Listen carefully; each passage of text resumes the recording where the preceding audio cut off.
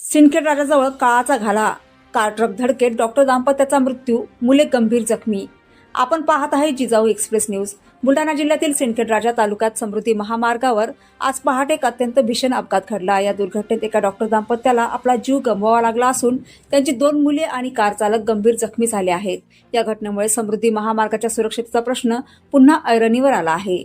मिळालेल्या माहितीनुसार छत्रपती संभाजीनगर येथील डॉक्टर आसिफ सय्यद उमर वय 52 वर्ष आणि त्यांच्या पत्नी गुलसिता बानो सय्यद आसिफ वय 42 वर्ष हे आपल्या कुटुंबासह कारने प्रवास करत होते.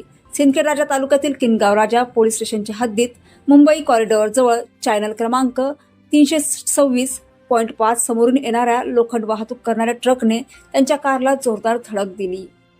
ही धडक इतकी भीषण होती की डॉक्टर दाम्पत्य गंभीर जखमी झाले आणि रुग्णालयात नेण्यापूर्वीच त्यांचा दुर्दैवी मृत्यू झाला. अपघातात डॉक्टर दाम्पत्याची मुले सय्यद अज्जुब वाज आणि नवा सय्यद तसेच कार चालक शेख साजिद हे तिघे गंभीर जखमी झाले असून त्यांच्यावर सध्या रुग्णालयात उपचार सुरू आहेत. समृद्धी महामार्गावर वारंवार होणाऱ्या अपघातांमुळे नागरिक आता दहशतीत आहेत. हा महामार्ग प्रवाशांसाठी मृत्यूचा सापळा बनत चालला असल्याची भावना व्यक्त होत आहे.